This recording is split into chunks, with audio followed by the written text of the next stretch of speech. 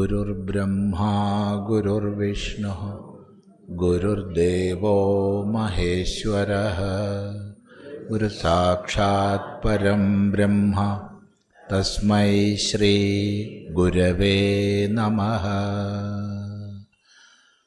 ഓം സദാശിവസമാരംഭാം ശങ്കരാചാര്യമധ്യമാം അസ്മദാചാര്യപര്യന്താം വന്ദേ ഗുരുപരമ്പരാം. ഓം. നമ്മളിവിടെ ഈയൊരു ആശ്രമം ഉദ്ഘാടനം ചെയ്യപ്പെട്ട് അനന്തരം ആദ്യമായിട്ട് സ്വാധ്യായം ആരംഭിക്കുകയാണ്. എന്തൊക്കെ വേണം, എങ്ങനെയൊക്കെ വേണം എന്നുള്ളതൊക്കെ നമുക്ക് നിശ്ചയിക്കാം. ഏത് ക്രമത്തിൽ വിഷയങ്ങളെ കൊണ്ടുപോകണം, അതുപോലെ സമയക്രമം എങ്ങനെയായിരിക്കണം, എല്ലാം നമുക്ക് കൂടിയിരുന്ന് ആലോചിക്കാം. കാരണം നമ്മളെല്ലാവരും ചേർന്നിട്ടാണ് ഇത് മുന്നോട്ട് കൊണ്ടുപോകേണ്ടത്. നമുക്ക് തോന്നുന്നു അത് കുറച്ച് കഴിഞ്ഞിട്ട് ആ വിഷയം നമുക്ക് ചർച്ച ചെയ്യാം. ഇവിടെ ഇത്തരമൊരു പഠനത്തിൻ്റെ അല്ലെങ്കിൽ ഒരു സ്വാധ്യായ യജ്ഞത്തിൻ്റെ പ്രാധാന്യവും ആവശ്യകതയും മാത്രം അല്പം കുറച്ച് പറയാം. പിന്നെ നമ്മുടെ ഏതൊരു പരിപാടിയിലും ഒരു വ്യക്തി പ്രസംഗിച്ചു പോകുക എന്നുള്ളതില്ല. സംശയ നിവാരണങ്ങൾക്ക് എന്ത് ചോദ്യങ്ങൾ ചോദിക്കാനുണ്ടെങ്കിലും ചോദിക്കാനുള്ള ആ അവസരം ഉണ്ടാക്കിക്കൊണ്ടാണ് നമ്മുടെ വിചാരങ്ങൾ മുന്നോട്ട് പോവാറ്. അത് തുടക്കത്തിലേ പറയുകയാണ്. അതുകൊണ്ട് ഒരു സന്ദേഹമില്ലാതെ ആർക്കും എന്തും ചോദിക്കാം. അറിയുന്നതാണെങ്കിൽ പറയും. അതിനൊരു അല്പസമയം മാറ്റിവെക്കണം. ഇവിടെ അല്പമാത്രമായിട്ട് തുടങ്ങട്ടെ. സനാതനധർമ്മം യാതൊന്നിനെ നമ്മൾ ഹിന്ദുധർമ്മമെന്നോ അല്ലെങ്കിൽ വൈദിക സംസ്കൃതി എന്നോ എന്ത് പേര് വിളിച്ചാലും കുഴപ്പമില്ല. സനാതനധർമ്മം നിലകൊള്ളുന്നത് രണ്ട് കൈവഴികളിലൂടെയാണ്. എന്താണ് ഈ രണ്ട് കൈവഴി എന്നതുകൊണ്ട് ഉദ്ദേശിച്ചത്? ഒന്ന്, അടിസ്ഥാനമായ ആചരണവിശേഷങ്ങൾ. രണ്ട്, ആ ആചരണങ്ങളെ വിധിക്കുന്ന ശാസ്ത്രം. ഈ രണ്ടിനും നമ്മൾ വിചാരം ചെയ്താൽ മനസ്സിലാവും തുല്യ പ്രാധാന്യമാണ്. ഇതിലേതാണ് കൂടുതൽ പ്രധാനം പറയാൻ പറ്റില്ല. നോക്കൂ, ധർമ്മം ആചാരപ്രധാനമാണ്. ആദ്യം പറയുന്നു. ഭഗവാൻ വേദവ്യാസൻ തന്നെ പുരാണങ്ങളിൽ ആവർത്തിച്ച് പറയുന്നുണ്ട്, ആചാരഃ പരമോ ധർമ്മ എന്ന്. മഹാഭാരതത്തിലും അതുപോലെ പല പുരാണങ്ങളിലും ആവർത്തിച്ച വാക്യമാണ്. ഒരു പടി കൂടി കടന്ന് മഹാഭാരതത്തിൽ വിഷ്ണു സഹസ്രനാമ ഉപദേശ സന്ദർഭത്തിൽ ആചാരപ്രഭവോ ധർമ്മ എന്ന് പറയുന്നത് നമുക്ക് പഠിക്കാം. അപ്പോൾ പരമമായ ധർമ്മം ആചാരമാണ്. ഒരു പടി കൂടി കടന്നിട്ടാണ് പറയുന്നത് ആചാരത്തിൽ നിന്നാണ് ധർമ്മം പ്രഭവിക്കുന്നത് തന്നെ, ഉദ്ഭവിക്കുന്നത് തന്നെ. അപ്പം ധർമ്മത്തിൻ്റെ സമാരംഭം തന്നെ ആചാരത്തിലാണ്. അപ്പം ജീവിതത്തിൽ നമ്മുടെ ആചാരങ്ങൾക്കുള്ള പ്രാധാന്യമാണ് അത് എടുത്തു കാണിക്കുന്നത്. അതുകൊണ്ട് തന്നെ വേദം സത്യം വദ എന്ന് പറഞ്ഞ വേദം ധർമ്മം വദ എന്ന് പറഞ്ഞില്ല. ധർമ്മം വദ എന്ന് പറയാമായിരുന്നു. ധർമ്മം ചര എന്നാ പറഞ്ഞ അല്ലേ? ധർമ്മം ചര. ധർമ്മം ആചരിക്കൂ. ആചരിക്കാനുള്ളതാണ് ധർമ്മം. സ്വജീവിതത്തിൽ ആചരിക്കാനുള്ളതാണ്. ഒരു ശാസ്ത്രബോധവും ഇല്ലാത്ത, ഈ വക ശാസ്ത്രവ്യാപാരങ്ങളൊന്നും ചെയ്തിട്ടില്ലാത്തൊരു വ്യക്തി തന്നെ ലോകത്തിലൊരാളെ കാണുന്നു. സർവശാസ്ത്ര വിശാരദനാണ്. വേദാന്ത ഇതിഹാസ പുരാണ ധർമ്മശാസ്ത്രാദി സകല ഗ്രന്ഥങ്ങളുടെയും ഒരു ശേഖരമാണ്. പക്ഷേ അയാൾ സ്വജീവിതത്തിൽ അതിനനുസരിച്ച് ഒരാചരണവും ചെയ്യുന്നില്ലാച്ചാൽ ഒരിക്കലും അയാളെ ധാർമ്മികനെന്ന് വിളിക്കില്ല. എന്നാൽ വേറൊരാൾ ഒരു ശാസ്ത്രബോധവും ഇല്ല, വേദം അറിയില്ല, വേദാംഗം അറിയില്ല, ഒന്നും അറിയില്ല, എന്നാൽ സ്വജീവിതത്തിൽ ധർമാചരണം ചെയ്യുന്നുണ്ടെങ്കിൽ ഒരു സംശയമില്ലാതെ അയാളെ ധാർമ്മികനെന്ന് വിളിക്കും. അയാൾ ധർമ്മിഷ്ഠനാട്ടോ എന്ന് പറയും. ഇതിന് വലിയ ശാസ്ത്രബോധമൊന്നും വേണ്ട, അല്ലാതെ തന്നെ ഇങ്ങനെയാണ് വ്യവഹരിക്കുക. താത്പര്യം ആചാരമാണ് ധർമ്മത്തിൽ പ്രധാനം. നമ്മളെല്ലാം ജീവിതത്തിൽ ആചരിക്കുമ്പോഴാണ് ധർമ്മം പുലരുന്നത്. ഇവിടെ എന്താണ് ധർമ്മം എന്നുള്ള ചിന്ത വരണം, അത് നമുക്ക് അടുത്ത ഘട്ടത്തിൽ പറയാം. അപ്പോൾ ആചാരപ്രധാനമാണ് ധർമ്മം എന്ന് പറയുമ്പോൾ സ്വാഭാവികമായി അടുത്ത ചോദ്യം വരും, ഏതെങ്കിലും ആചരിച്ചാൽ ധർമ്മാവുമോ? നമ്മൾ എന്തെങ്കിലുമൊക്കെ ചെയ്യുന്നു, അത് ധർമ്മമാവുമോ? മറുപടി ഇല്ല. ഒരു ആചാരവിശേഷത്തെ ധാർമ്മികം എന്ന് പറയാൻ സാധിക്കണമെങ്കിൽ അത് പ്രമാണത്തിനനുസൃതമായിരിക്കണം. തൻ്റെ ഗീതോപദേശത്തിൽ അർജുനനെ നിമിത്തമാക്കി ഭഗവാൻ നമ്മളോടൊക്കെ പറഞ്ഞു തരും, തസ്മാത് ശാസ്ത്രം പ്രമാണം തേ കാര്യാകാര്യവ്യവസ്ഥിതൗ. തേ നിനക്ക് കാര്യാകാര്യവ്യവസ്ഥിതൗ, കാര്യത്തിൻ്റെയും അകാര്യത്തിൻ്റെയും വ്യവസ്ഥിതിയിൽ. എന്നുവെച്ചാൽ എന്താ അർത്ഥം? കാര്യം ചെയ്യേണ്ടത്, അകാര്യം ചെയ്യരുതാത്തത്. അപ്പം ചെയ്യേണ്ടതിൻ്റെയും ചെയ്യേണ്ടാത്തതിൻ്റെയും വ്യവസ്ഥിതിയിൽ തേ നിനക്ക് ശാസ്ത്രം പ്രമാണം, ശാസ്ത്രമാണ് പ്രമാണം. ഇത്ര പറഞ്ഞിട്ടും തൃപ്തി വരാതെ ഭഗവാൻ തുടർന്ന് പറയുകയാണ്, ജ്ഞാത്വാ ശാസ്ത്രവിധാനോക്തം കർമ്മ കർത്തുമിഹാർഹസി. ശാസ്ത്രവിധാനത്തിൽ പറഞ്ഞതിനെ അറിഞ്ഞിട്ട് ഇവിടെ കർമ്മം ചെയ്യാൻ ബാധ്യതപ്പെട്ടിരിക്കുന്നു നീ, നിനക്ക് അർഹതയുണ്ട് എന്ന്. അപ്പോൾ നേരത്തെ പറഞ്ഞു ആചാരമാണ് മുഖ്യം, ഇപ്പം പറയുന്നു ആ ആചാരത്തെ പോലും നിർണയിക്കുന്നത് ശാസ്ത്രമാണ്. അപ്പം ഏതാ മുഖ്യം? രണ്ടിനും തുല്യ പ്രാധാന്യമാണ്. ഇത് നമ്മൾ എപ്പോഴും ഓർമ്മിക്കണം. ശാസ്ത്രത്തിനനുസൃതമായ ആചാരം, ആചാരയുക്തമായി ശാസ്ത്രം, ഇത് രണ്ടും സമന്വിതമായാൽ മാത്രമേ നമുക്ക് ജീവിതത്തിൽ ധർമ്മമാർഗത്തിൽ മുന്നോട്ട് പോകാൻ സാധിക്കൂ. അപ്പോൾ ഇവിടെ ഒരു ചോദ്യം വന്നേക്കാം, അപ്പോൾ ശാസ്ത്രം പഠിക്കാത്തവർക്ക് ധർമ്മമാർഗത്തിൽ മുന്നോട്ട് പോകാൻ കഴിയില്ലേ? മറുപടി, ശാസ്ത്രം പഠിക്കുക എന്ന് പറഞ്ഞാൽ എല്ലാ പുസ്തകങ്ങളും മന്ത്രങ്ങളും ഉപദേശങ്ങളും അതേപടി പഠിക്കണമെന്നൊന്നും പറഞ്ഞിട്ടില്ല. എല്ലാവരും എല്ലാ വേദങ്ങളും പഠിച്ചവരാവണം, അല്ലെങ്കിൽ എല്ലാ ഉപനിഷത്തുക്കളും പഠിച്ചവരാവണം, എല്ലാ പുരാണങ്ങളും പഠിച്ചവരാവണം, അങ്ങനെ പറഞ്ഞിട്ടില്ല. മറിച്ച് അതിൻ്റെ താല്പര്യം മനസ്സിലാക്കിയവരായിരിക്കും. ഈ താല്പര്യം നമ്മളൊക്കെ മനസ്സിലാക്കിയിട്ടുള്ളത് പലപ്പോഴും മുത്തശ്ശിമാരിൽ നിന്നോ അല്ലെങ്കിൽ മുത്തശ്ശന്മാരിൽ നിന്നോ അമ്മയിൽ നിന്നോ അച്ഛനിൽ നിന്നോ ഒക്കെ ആയിരിക്കും. അവർ പലപ്പോഴും നേരിട്ട് ശാസ്ത്രം പഠിച്ചവരായിരിക്കില്ല, പക്ഷേ തലമുറകളായി അതിൻ്റെ സാരം അവർക്ക് പകർന്ന് ലഭിച്ചിട്ടുണ്ട്. ഇങ്ങനെയാണ് ഈ ധർമ്മം പുലർന്നു പോകുന്നത്, നിലനിന്നത്. ആധികാരികമായി ശാസ്ത്രബോധം, അതിനനുസൃതമായ ആചരണങ്ങൾ, ഇവ രണ്ടും ചേരുമ്പോഴാണ് ഈ സനാതനധർമ്മ വ്യവസ്ഥ നിലനിൽക്കുന്നത്. അപ്പം ഇത് മനസ്സിലാക്കുമ്പോഴാണ് അവിടെ ഒരു വളരെ പ്രസക്തമായൊരു ചോദ്യം വരുന്നത്, അല്ലെങ്കിൽ പ്രധാനമായൊരു ചോദ്യം വരുന്നത്, എന്താണ് ധർമ്മം? സനാതനധർമ്മം എന്ന് നമ്മൾ പറയുന്നുണ്ട്. എന്താണ് സനാതനധർമ്മം? ഈ ചോദ്യം വളരെ പ്രസക്തമായ പ്രധാനപ്പെട്ടൊരു ചോദ്യമാണ്. എന്താണ് ധർമ്മം? കാരണം നമ്മൾ വളരെ തെറ്റിദ്ധരിച്ച ഒരു ശബ്ദമാണ് ധർമ്മം എന്നുള്ളത്. വളരെ തെറ്റിദ്ധരിച്ചിട്ടുണ്ട്. ഉദാഹരണം പറഞ്ഞാൽ, നമ്മൾ മധ്യഭാരതത്തിലോ ഉത്തരഭാരതത്തിലോ പോയിട്ട് ധർമ്മം എന്ന ശബ്ദം പ്രയോഗിച്ചാൽ അതിന് ഇംഗ്ലീഷ് ഭാഷയിൽ റിലീജിയൻ എന്ന് പറയുന്നതിന് തുല്യമായ അർത്ഥമാണ് അവർ മനസ്സിലാക്കുന്നത്. നമ്മൾ മലയാളത്തിൽ മതം അല്ലെങ്കിൽ ഇംഗ്ലീഷിൽ റിലിജിയൻ എന്ന് പറയുന്നതിന് തുല്യമാണ് ധർമ്മശബ്ദം മധ്യ ഉത്തര ഭാരതത്തിൽ പോയി പ്രയോഗിച്ചാൽ. കേരളത്തിലോ? കേരളത്തിൽ പൊതുവെ ഇന്ന് ധർമ്മശബ്ദ പ്രയോഗം കുറവാണ്. എന്നാലും കുറച്ച് മുമ്പൊക്കെ ഈ ഇരിക്കുന്നവരുടെയൊക്കെ ഒരു ചെറുപ്പകാലത്ത് ധർമ്മം എന്ന് പറഞ്ഞാൽ എന്താ അർത്ഥം? ധർമ്മക്കാരൻ വന്നിട്ടുണ്ട്, എന്തായാലും ധർമ്മം കൊടുത്തോളൂ, ഇല്ലേ? ധർമ്മത്തിന് ആൾ വന്നിട്ടുണ്ട്, ധർമ്മം കൊടുത്തോളൂ എന്നാണ് പറയുക. അപ്പം ധർമ്മം എന്ന് പറഞ്ഞാൽ എന്തോ കൊടുക്കേണ്ട വസ്തുവാണ്, എന്തോ ദാനം ചെയ്യേണ്ട വസ്തുവാണ്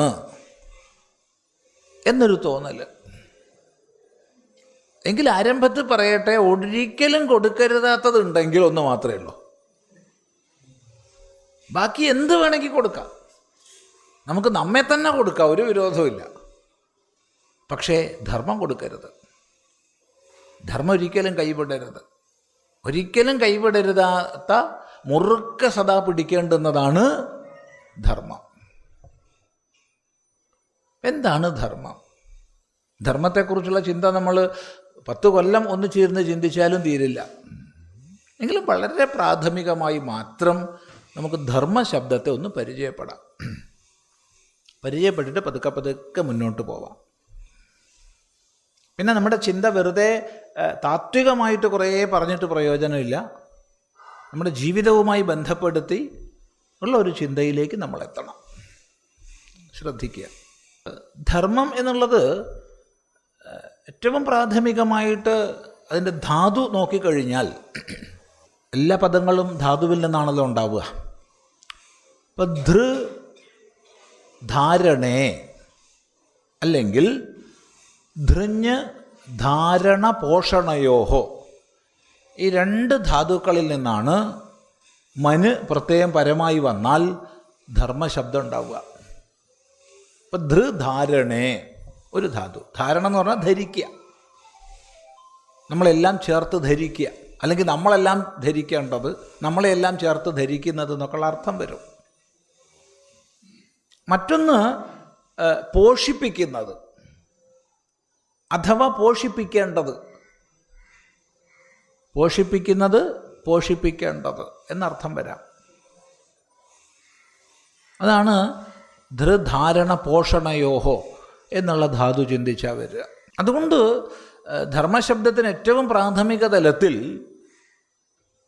നമുക്ക് ഇങ്ങനെ അർത്ഥം പറയാം: ധാര്യത്തെ അനേന സർവം ഇതി ധർമ്മം. ധാര്യത്തെ അനേന സർവം, എന്തിനെ കൊണ്ടാണോ എല്ലാം ധരിക്കപ്പെടുന്നത് അതാണ് ധർമ്മം. എല്ലാം ധരിക്കപ്പെടുന്നത്. എന്താ എല്ലാം ധരിക്കപ്പെടുന്നത് പറഞ്ഞ അർത്ഥം? ഒന്ന് ചിന്തിച്ചു നോക്കൂ. എല്ലാം ധരിക്കപ്പെടുന്നത്, നമുക്ക് ചിന്തിക്കാൻ കഴിയുന്നതിൽ ഏറ്റവും സൂക്ഷ്മമായ ഒരു തലം മുതൽ ആരംഭിക്കുക, ഏറ്റവും സ്ഥൂലമായ ഒരു തലം വരെ ചിന്തിക്കുക. അപ്പോൾ ഓരോരുത്തർക്കും മാറ്റം ഉണ്ടാവും, ഇല്ലേ? അവനവൻ്റെ വിചാരവിധാനത്തിനനുസരിച്ച് മാറ്റം ഉണ്ടാവും. എങ്കിലും നമുക്ക് ഒരാറ്റം, ഇവിടെ ഇരിക്കുന്ന എല്ലാവർക്കും ചിന്തിക്കാൻ കഴിയും ഒരാറ്റത്തെക്കുറിച്ച്. പരമാണു അല്ലെങ്കിൽ അണു എന്നൊക്കെ നമ്മൾ പറയുന്ന ഒരാറ്റം. എങ്ങനെയാണ് ഒരാറ്റം നിലനിൽക്കുന്നത്? എന്താണത്? അപ്പോൾ അവിടെ നമുക്ക് കാണാൻ കഴിയും ആണവിക കണങ്ങളുടെ നിരന്തരമായ ചലനം. ആ നിരന്തര ചലനത്താൽ ഉണ്ടാവുന്ന അചലഭാവമാണ് ഒരണു എന്നത്. നമുക്കെല്ലാം അറിയുന്ന വിഷയമാണ്. അപ്പം ആണവിക കണങ്ങളുടെ നിരന്തരമായ ചലനത്താൽ ഉണ്ടാവുന്ന അചലഭാവം, അതാണല്ലോ ഒരണു. ഒരാറ്റം അതല്ലേ? ആണവിക കണങ്ങളുടെ നിരന്തര ചലനമാണ്. ആ ചലനത്താൽ ഉണ്ടാകുന്ന അചലഭാവമാണ്. ആ കണങ്ങളുടെ ചലനം നിയമിതമായി ക്രമീകരിക്കപ്പെട്ടിരിക്കുന്നു, ഒരു നിയമത്തിന് വിധേയമാണ്. ആ നിയമത്തിന് വിധേയമായതുകൊണ്ടാണല്ലോ ഓരോ ദ്രവ്യവും ആ ദ്രവ്യമായി നിൽക്കുന്നത്. നിയമിതമായതുകൊണ്ടാണല്ലോ ഈ പ്രപഞ്ചം ഇങ്ങനെ നമുക്ക് അനുഭവപ്പെടുന്നത്. ഒന്ന് ചിന്തിച്ചു നോക്കൂ. ഒരു ആറ്റത്തിനുള്ളിലെ കണികകളുടെ ചലനത്തിലോ വിന്യാസത്തിലോ ചെറിയൊരു വ്യത്യാസം വന്നാൽ ഇന്ന് നമ്മളൊരു മുട്ടസൂചിയുടെ മുട്ട് എന്ന് പറയുന്ന ഭാഗം ചിലപ്പോൾ 5-10 ഏക്കർ ഉണ്ടാവും. ഇപ്പം 5-10 ഏക്കർ നമ്മൾ പറയുന്നത് ഒരു മുട്ടസൂചിയുടെ അത്ര ചുരുങ്ങിപ്പോവാം. ചിന്തിച്ചു നോക്കൂ. ചെറിയൊരു വിന്യാസക്രമത്തിൽ മാറ്റം വന്നാൽ മതി. അപ്പം ഇത് ഇങ്ങനെ ധരിക്കപ്പെട്ടിരിക്കുക. അതുകൊണ്ട് ഇപ്പോൾ ഇതൊക്കെ ഇങ്ങനെ ഉണ്ട്. അങ്ങനെ തന്നെ പറയണം. ഇങ്ങനെ ധരിക്കപ്പെട്ടിരിക്കുക, അതുകൊണ്ട് ഇപ്പോൾ ഇതൊക്കെ ഇങ്ങനെ ഉണ്ട്. അത്രേ പറയാനൊക്കൂ. അപ്പോൾ ഒരണു കണത്തെ നിലനിർത്തുന്നത് ആര്? എന്ത്? ഈ ഒരു അവബോധത്തോടു കൂടി നമ്മൾ നമുക്ക് ചിന്തിക്കാൻ കഴിയുന്ന ബാഹ്യ പ്രപഞ്ചത്തിലേക്ക് പോകൂ. കോടാനുകോടി ഗ്രഹനക്ഷത്രങ്ങൾ ചേർന്ന പ്രപഞ്ചം. ഈ പ്രപഞ്ചത്തിൻ്റെ പരിധി നമുക്ക് ആർക്കും അറിയില്ല. ആർക്കറിയുന്നേ? ആർക്കും അറിയില്ല. ലളിതാ സഹസ്രനാമവും ശിവസഹസ്രനാമവും ഒക്കെ നമ്മൾ പഠിക്കാറുണ്ട്, പാരായണം ചെയ്യാറുണ്ട്. അനന്തകോടി ബ്രഹ്മാണ്ട ജനനിയെ നമുക്കറിയാം. അനേക കോടി ബ്രഹ്മാണ്ട നായകനെ നമുക്കറിയാം, ഇല്ലേ?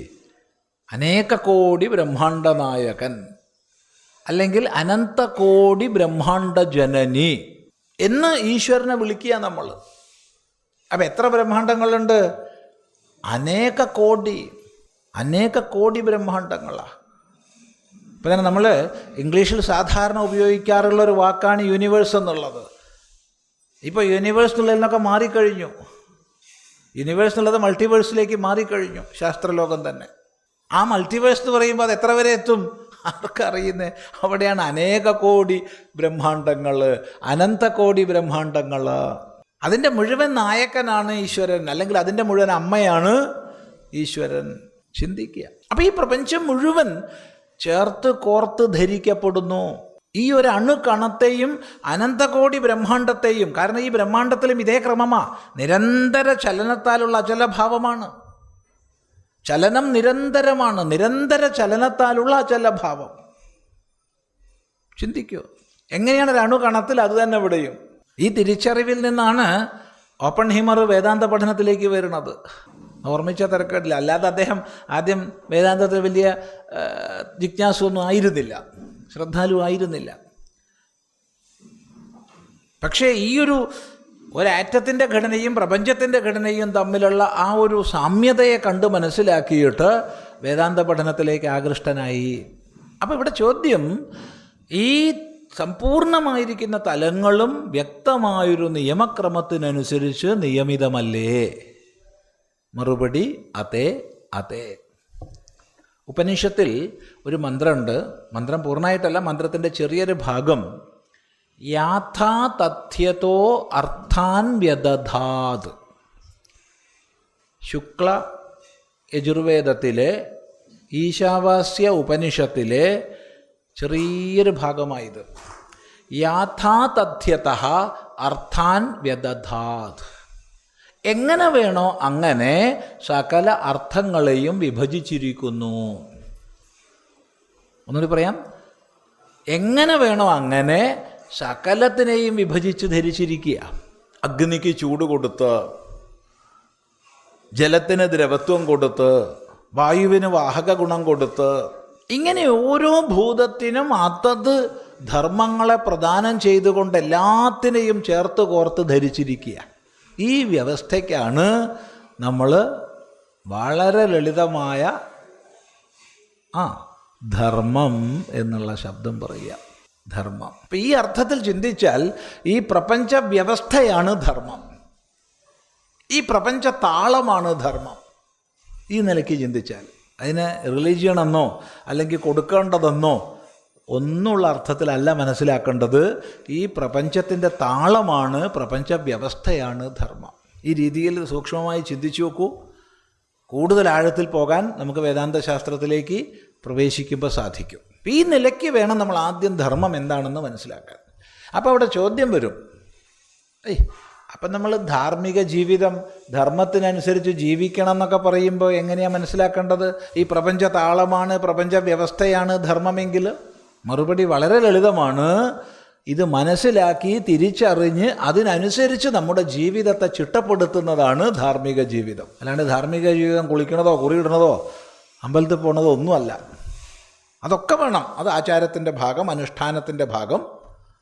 പക്ഷെ ധാർമ്മിക ജീവിതം എന്ന് പറയുമ്പോൾ ഈ പ്രപഞ്ച താളത്തെ തിരിച്ചറിഞ്ഞ് അതിനനുസൃതമായി നമ്മുടെ ജീവിതത്തെ ചിട്ടപ്പെടുത്തുന്നതാണ്. ലളിതമായി പറഞ്ഞാൽ വ്യാസഭഗവാൻ മഹാഭാരതത്തിൽ പറഞ്ഞു തരും, ശ്രൂയതാം ധർമ്മ സർവസ്വം ശ്രുത്വൈതവധാര്യതാം ആത്മനഃ പ്രതികൂലാനി പരേഷാം ന സമാചരേത്. ധർമ്മത്തിൻ്റെ സാരസർവസ്വം കേട്ടോളൂ. കേട്ടാൽ മാത്രം പോരാ, ശ്രുത്വ ഏതത് അവധാര്യതാം, കേട്ടിട്ട് ഇതിനെ നല്ലതുപോലെ ധരിക്കണം. എന്താണ്? ആത്മനഃ പ്രതികൂലാനി പരേഷാം ന സമാചരേത്. തനിക്ക് പ്രതികൂലമായത് മറ്റാരോടും ചെയ്യരുതേ. നമുക്ക് പ്രതികൂലമായത് നമ്മൾ മറ്റാരോടും ചെയ്യരുതേ. ഒരാൾ നമ്മളെ ഇടിച്ചാൽ നമുക്ക് പ്രതികൂലാണോ? എങ്കിൽ നമ്മൾ വേറെ ആരെയും ഇടിക്കരുത്. ഒരാൾ നമ്മളെ കൊണ്ട് ദുഷിച്ചത് പറഞ്ഞാൽ നമുക്ക് പ്രതികൂലാണോ? ആണെങ്കിൽ നമ്മൾ വേറെ ആരെ കൊണ്ടും ദുഷിച്ചത് പറയരുത്. അപ്പം തനിക്ക് പ്രതികൂലമായത് താൻ മറ്റാരോടും ചെയ്യരുത്. കാരണം ഈ പ്രപഞ്ചത്തെ ചേർത്ത് കോർത്ത് നിർത്തുന്ന വ്യവസ്ഥയെ തിരിച്ചറിഞ്ഞ് നമ്മൾ ജീവിക്കണം. ഇതാണ് വ്യാസഭഗവാൻ നമുക്ക് ധർമ്മത്തിൻ്റെ സാരമായിട്ട് പറഞ്ഞു തരുന്നത്. അപ്പം നമ്മളിപ്പോൾ പറഞ്ഞത് ഈ പ്രപഞ്ചം മുഴുവൻ എന്തിനാൽ ചേർത്ത് കോർത്ത് ധരിക്കപ്പെടുന്നുവോ അതാണ് ധർമ്മം എന്നാണ്. അനേന ധാര്യത്തെ സർവമിതി ധർമ്മം. എന്തിനാൽ എല്ലാം ധരിക്കപ്പെടുന്നുവോ? സദധാര പൃഥിവീം, അവൻ പൃഥിവിയെ ധരിച്ചിരിക്കുന്നു. അന്തരീക്ഷം ച, അന്തരീക്ഷത്തെയും അവൻ ധരിച്ചിരിക്കുന്നു എന്നൊക്കെ വേദം പറയും. എല്ലാത്തിനെയും ധരിക്കുകയാണ്. അപ്പം ഈ രീതിയിൽ അർത്ഥം മനസ്സിലാക്കുമ്പോൾ നമുക്കൊരു സംശയം വരാം. എന്താ സംശയം? ഒരമ്മ കുഞ്ഞിനെ സ്നേഹപൂർവ്വം കരുതലോടുകൂടി എടുത്ത് ധരിക്കുക. ആ കുഞ്ഞിന് വല്ലതും ചെയ്യേണ്ടതുണ്ടോ? ഒന്നുമില്ല. അത് അമ്മയെ മുറുക്കി പിടിക്കേണ്ട ആവശ്യമൊന്നുമില്ല. കാരണം അമ്മ കുഞ്ഞിനെ മുറുകെ പിടിച്ചിരിക്കുക. ഇതുപോലെ ധർമ്മം നമ്മെ സമ്പൂർണ്ണ പ്രപഞ്ചത്തെ ധരിക്കുന്നുവെങ്കിൽ നമുക്ക് പ്രത്യേകിച്ച് കർത്തവ്യമൊന്നുമില്ലല്ലോ. ഉണ്ടോ? അമ്മയാൽ എടുക്കപ്പെടുന്ന കുഞ്ഞിനെ പോലെ നമ്മളൊന്നും ചെയ്യാണ്ടെങ്കിൽ ഇരുന്നാൽ പോരെ. നമ്മളായിട്ടൊന്നും ആചരിക്കണ്ടല്ലോ. അപ്പം പിന്നെ ധർമ്മം ചര എന്നെന്തിനാ ഉപദേശിക്കുന്നേ? എങ്ങനെയാ ഉപദേശിക്കുന്നേ? അപ്പം അത് നമ്മൾ ധരിച്ചോളുമല്ലോ. നമ്മളായിട്ട് എന്ത് ചിന്തിക്കാനാ? ഇവിടെയാണ് വളരെ പ്രധാനപ്പെട്ട രണ്ടാമത്തെ അർത്ഥത്തെ നമ്മൾ ചിന്തിക്കുന്നത്. ശരിയാണ്, നമ്മെ ധരിക്കുന്നതാണ് ധർമ്മം. എന്നാൽ അതിലുപരിയായി നമ്മളൊക്കെയും ജീവിതത്തിൽ ധരിക്കേണ്ടതാണ് ധർമ്മം. ധാരണാത് ധർമ്മ ഇത്യാഹു. നമ്മൾ ഓരോരുത്തരും ജീവിതത്തിൽ ധരിക്കുന്നത് അഥവാ ധരിക്കേണ്ടതാണ് ധർമ്മം. ഒരു മനുഷ്യനായി ഇരിക്കുമ്പോൾ ഞാൻ എന്ത് ചെയ്യണം, എന്ത് ചെയ്യരുത്? ഈ സമൂഹത്തിലെ ഒരു അംഗമായിരിക്കുമ്പോൾ ഞാൻ എന്ത് ചെയ്യണം, എന്ത് ചെയ്യരുത്? ഒരു പുത്രിയായി അല്ലെങ്കിൽ പുത്രനായി, പത്നിയായി പതിയായി, അല്ലെങ്കിൽ അച്ഛനായി അമ്മയായി, അല്ലെങ്കിൽ ഇന്ന തൊഴിൽ മേഖലയിൽ, അങ്ങനെ വ്യത്യസ്തങ്ങളായ മാനങ്ങൾക്കനുസരിച്ച് നമ്മൾ എന്തൊക്കെ ധരിക്കണം, എന്തൊന്നും ധരിക്കരുത്. അപ്പം ധരിക്കേണ്ടതാണ് ധർമ്മം. അവിടെയാണ് പതിധർമ്മം വരിക, പത്നിധർമ്മം വരിക, കുടുംബധർമ്മം വരിക, രാഷ്ട്രധർമ്മം വരിക, വ്യത്യസ്ത ധർമ്മങ്ങൾ വരും. അതൊക്കെ നമ്മൾ ധരിക്കേണ്ടതാണ്. അപ്പോൾ ഈ രണ്ട് തലങ്ങൾ ധർമ്മത്തിനുണ്ട്. ഒന്ന്, നമ്മയെല്ലാം ചേർത്ത് കോർത്ത് ധരിക്കുന്നത് ധർമ്മം. അപ്പം നമ്മയെന്ന് പറയുമ്പോൾ മനുഷ്യന്മാരെ മാത്രമല്ല, അണുകണം മുതൽ അനന്തകോടി ബ്രഹ്മാണ്ടം വരെ. ഏതസ്യ വാ അക്ഷരസ്യ പ്രശാസനേ ഗാർഗി സൂര്യാചന്ദ്രമസൗ വിധൃതൗ തിഷ്ഠതഃ. ഉപനിഷത്ത് പറയും, അല്ലയോ ഗാർഗി, ഈ അക്ഷരത്തിൻ്റെ നിയമനത്തിന് കീഴിലാണ് സൂര്യനും ചന്ദ്രനുമൊക്കെ ധരിക്കപ്പെട്ടിട്ടുള്ളത് കേട്ടോ. ആരാ സൂര്യനെ ആ സ്ഥാനത്ത് വെച്ചിട്ടുള്ളേ? ആരാ ചന്ദ്രനെ ആ സ്ഥാനത്ത് വെച്ചിട്ടുള്ളേ? അത് ഈ അക്ഷരമാണ്, നാശരഹിതമാണ്. നീ മനസ്സിലാക്കൂ. എല്ലാത്തിനും ചേർത്ത് കോർത്ത് ധരിക്കുന്നു. അതേ സമയത്ത് നമ്മൾ ഓരോരുത്തരും നമ്മുടെ ജീവിതത്തിൽ ധരിക്കേണ്ടതാണ് ധർമ്മം. ഇങ്ങനെ രണ്ട് തലങ്ങളുണ്ട്. ഈ ധർമ്മശബ്ദത്തെ നമ്മൾ ശബ്ദത്തെ അധികം വിശദീകരിക്കുന്നില്ല. അധികം വിശദീകരിച്ച് അത് തന്നെ ചിന്തിച്ചു പോകും. ആൾക്കാർക്ക് മുഷിയും. തുടക്കത്തിൽ തന്നെ അത്ര വേണമെന്ന് തോന്നും. പതുക്കെ പതുക്കെ ഡോസ് കൂട്ടാം. പെട്ടെന്ന് തുടക്കത്തിൽ തന്നെ കൂട്ടിയാൽ ശരിയാവില്ല. എങ്കിലും ഒരു സൂചന മാത്രം പറയട്ടെ. അനേക ആചാര്യന്മാർ ധർമ്മശബ്ദത്തെ നിർവചിച്ച് പഠിപ്പിച്ചിട്ടുണ്ട് നമ്മെ. അനേകം ആചാര്യന്മാർ ധർമ്മശബ്ദത്തെ വിശദീകരിച്ച് പഠിപ്പിച്ചിട്ടുണ്ട് നമ്മെ. വിശദീകരിച്ചവരിൽ നമ്മൾ ആദ്യം നമസ്കരിക്കേണ്ടത് വ്യാസഭഗവാനെയാണ്. ആദ്യം നമസ്കരിക്കേണ്ടത് വിശദീകരിച്ചവരിൽ. മഹാഭാരതം മാത്രം ഹരിവംശം ചേർത്ത് പറഞ്ഞാൽ 1.25 ലക്ഷം ശ്ലോകസംഖ്യ. എന്നാലോചിച്ച് നോക്കൂ. പുരാണങ്ങൾ ചേർത്താലോ 8 ലക്ഷത്തിലധികം വരും ശ്ലോകസംഖ്യ. ഇത് മുഴുവൻ ധർമ്മവ്യാഖ്യാനാണ്, മുഴുവൻ. ഇനി ധർമ്മത്തെ സംഗ്രഹിച്ചു പറഞ്ഞത്, നിർവചിച്ചത് അനേകം ആചാര്യന്മാരുണ്ട്. പല ആചാര്യന്മാർ നിർവചിച്ചിരിക്കുക. അക്കൂട്ടത്തിൽ ഇപ്പോൾ ചോദനാലക്ഷണോ ധർമ്മ എന്നൊക്കെ ജൈമിനി നിർവചിക്കും. അതിൽ ഒരു പൂർണ്ണമായ നിർവചനമെന്ന് നമുക്ക് തോന്നുക. ഇനി അതിൽ പരം വലിയതുണ്ടെങ്കിൽ ആർക്കും വെച്ചാൽ കൊണ്ടുവരാം. പക്ഷെങ്കിലും പൂർണ്ണമായി ധർമ്മത്തിൻ്റെ എല്ലാ ഭാവങ്ങളെയും ഉൾക്കൊള്ളുന്നൊരു നിർവചനം നമുക്ക് തരുന്നത് ഭഗവാൻ ഭാഷ്യകാരനാണ്, ശങ്കരാചാര്യസ്വാമികൾ. ഭഗവത്ഗീത ഭാഷ്യത്തിൻ്റെ ആരംഭത്തിൽ എന്താണ് ധർമ്മം എന്ന് നിർവചിക്കുന്നൊരു വാചകമുണ്ട്.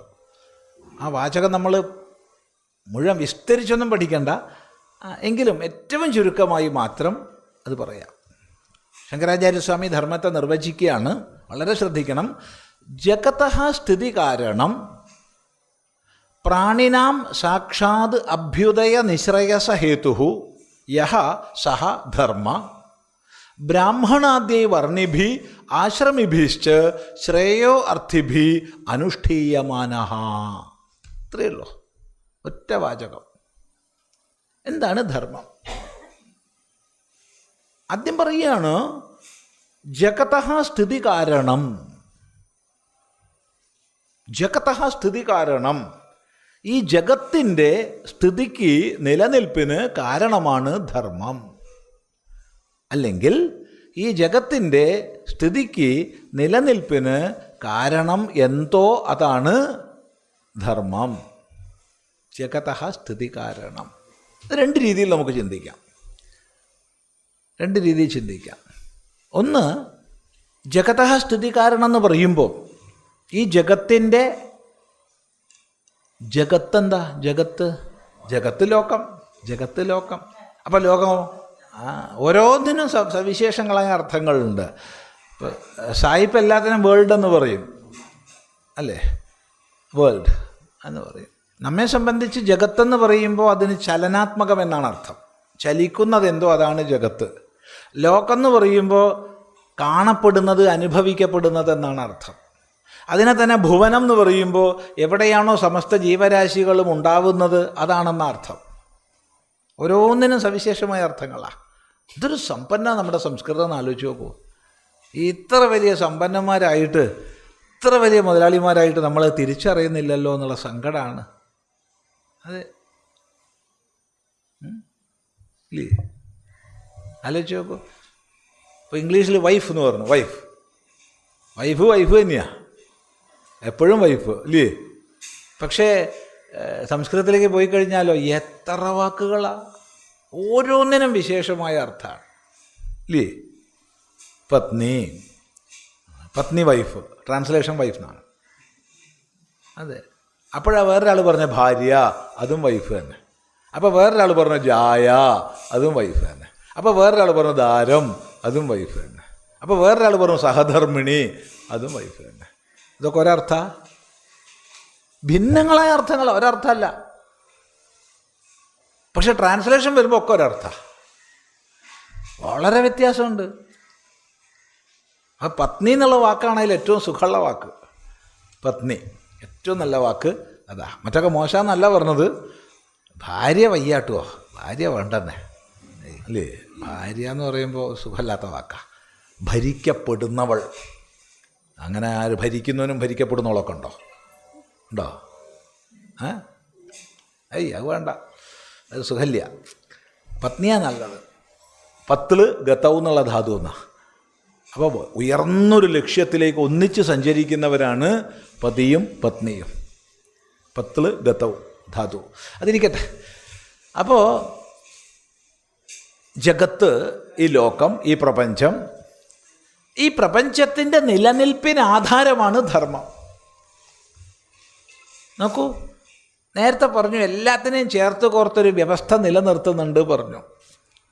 അതുകൊണ്ടാണ് അഗ്നിക്ക് ഉഷ്ണത, അതുകൊണ്ടാണ് ഇരുമ്പിന് കാഠിന്യം, അതുകൊണ്ടാണ് ജലത്തിന് ദ്രവത്വം. ഇതൊക്കെ നാളെ മാറുക എന്ന് വിചാരിച്ചോളൂ.